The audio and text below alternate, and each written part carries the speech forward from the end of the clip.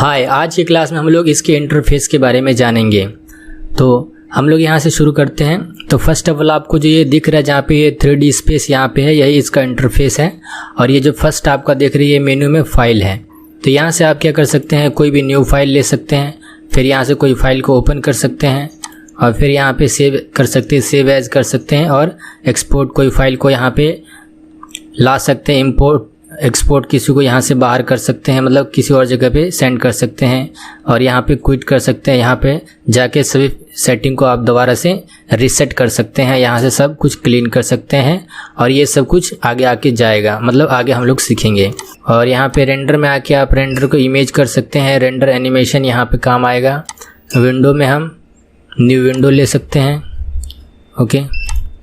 और फिर ये हेल्प में मेन काम है हमारा लेआउट में। तो लेआउट से हमारा ऑटोमेटिक यहाँ पे रहता है।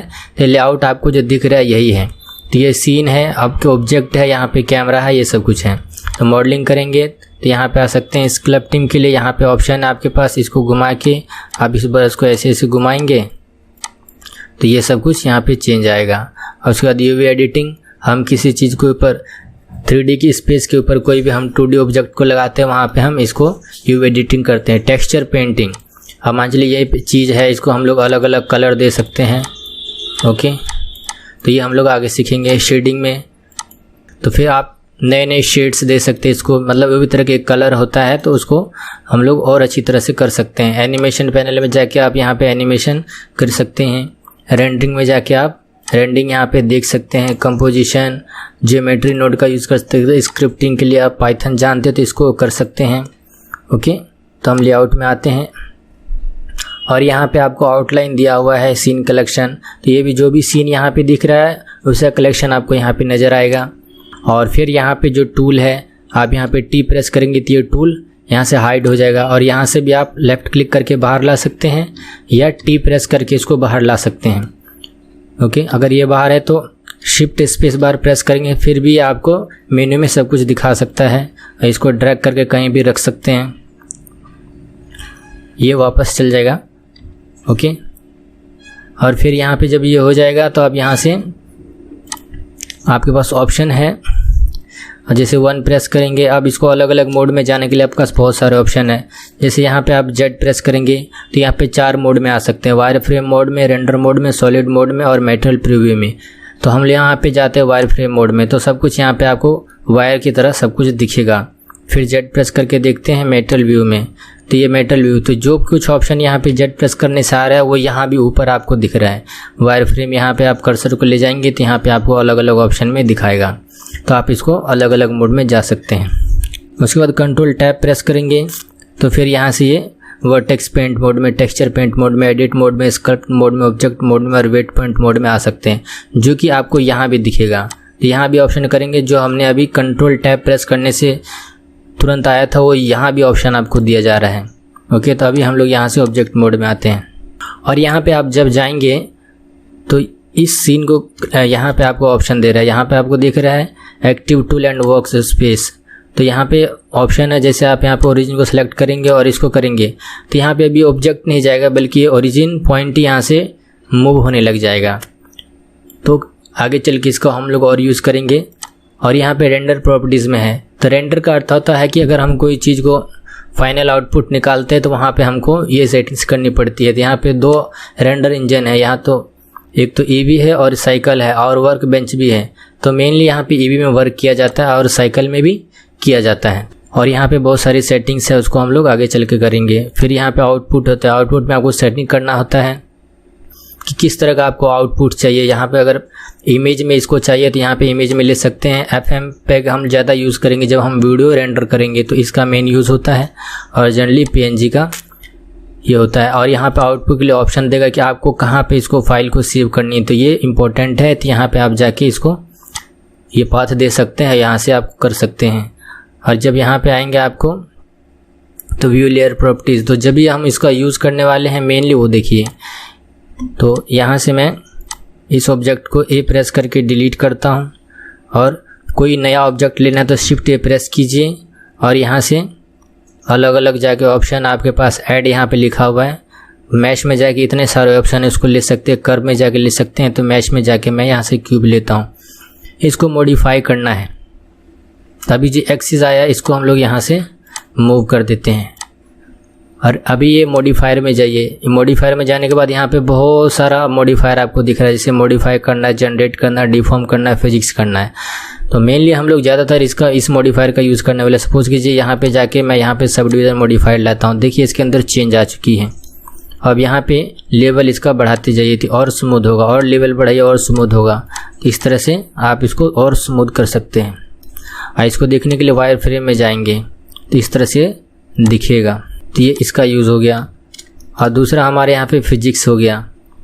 ओके, तो यहाँ पे आप जाएंगे और यहाँ पे फिजिक्स प्रॉपर्टी में जाके यहाँ पे क्लिक करेंगे तो ये फिजिक्स अप्लाई हो गया। इसको देखने के लिए डायनामिक को ऑन कीजिए और कीबोर्ड से स्पेस प्रेस कीजिए तो ये फिजिक्स आपकी तरफ वर्क करेगा। ओके, तो थोड़ा नेचुरल व्यू आपको देगा। तो यहाँ पे हम इसको यूज़ कर सकते हैं। दूसरा आ गया यहाँ पे आपको फिजिक्स प्रॉपर्टीज़।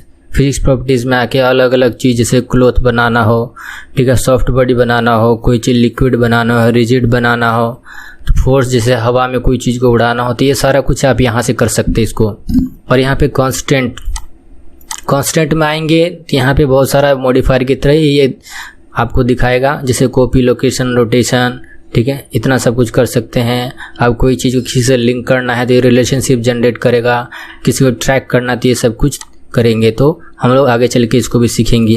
फिर इस डाटा प्रॉपर्टी में आएंगे, ऑब्जेक्ट डाटा प्रॉपर्टीज़ में आने के बाद आपको इसका डाटा सब कुछ यहाँ पे दिखाएगा, आपको क्या इसमें करना है, ठीक है। और ये वो मेटल प्रॉपर्टीज़ में आगे इसके अंदर कलर्स कर सकते हैं। यहाँ पे आएंगे, न्यू कलर लेंगे। न्यू कलर लेने के बाद आप इसको जो कलर देंगे वो कलर में ये चेंज होने लग जाएगा। तो ये कलर प्रॉपर्टीज़ में आ गए। यहाँ पे आके जब यहाँ पे आएंगे तो यहाँ पे आपको टेक्सचर प्रॉपर्टीज़ दे रहेंगे। तो आप कौन सा टेक्सचर इस पे यूज़ करना चाहते हैं वो आपको यहाँ से लेके फिर इसके ऊपर इसको अप्लाई कर सकते हैं। तो आगे चलकर हम लोग इसके बारे में डिटेल में समझेंगे। तो ये ओवरव्यू है। तो ये नीचे एनिमेशन के लिए आपको दिया हुआ है, तो यहाँ पे से आप इसको ले सकते हैं।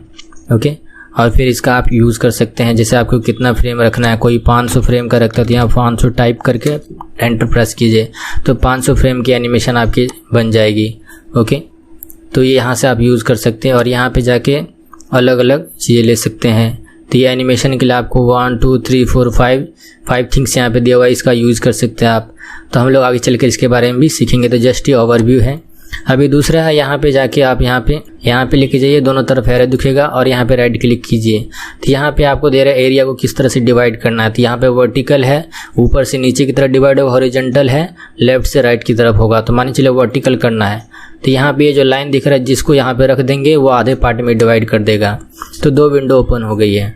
अभी फिर हमारे को इस विंडो को हमको क्लोज करना है। तो यहाँ पे ज्वाइन पे क्लिक कीजिए। अब इधर माउस को ड्रैग कीजिए। आपको जिधर साइड इसको विंडो को फिनिश करना है, एक ही विंडो रखना है, उधर कीजिए और यहाँ पे लेफ्ट क्लिक कर दीजिए। तो ये विंडो फिनिश हो जाएगा आपका यहाँ से। और यहाँ से फिर आप हॉरिजॉन्टल लेंगे तो अब इसको हॉरिजॉन्टली आपको ये डिवाइड कर देगा। तो 2 विंडो इस तरह से हो गया। और इसको ऊपर नीचे इस तरह से आप छोटा बड़ा इसको कर सकते हैं। इसको हाइड करना तो नीचे हाइड कर सकते हैं। तो ये हमारे ऑप्शन हो गया।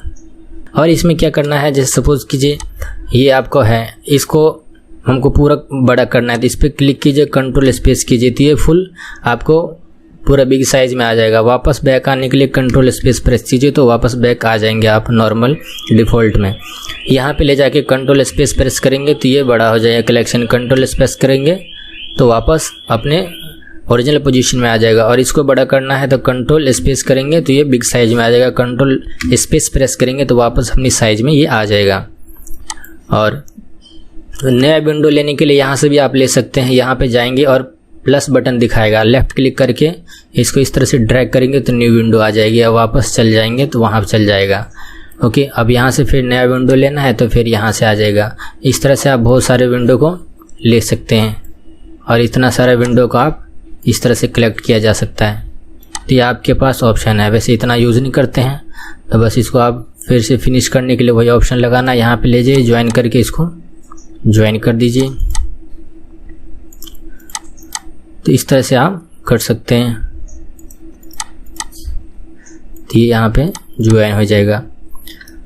तो हम लोग इसके बारे में जाने आज और नेक्स्ट क्लास में हम लोग और इसके आगे जानेंगे। तो अभी जो ये बताया गया इसकी प्रैक्टिस ज़रूर कीजिए, बिकॉज़ आप प्रैक्टिस करेंगे और इस चीज़ को जो सिखाया गया इसको बार बार आप यूज़ करेंगे तो आप इससे फैमिलियर होंगे और आपको आगे यूज़ करने में बहुत आसानी होगी। तो thank you so much friends, और मिलते हैं नेक्स्ट वीडियो में।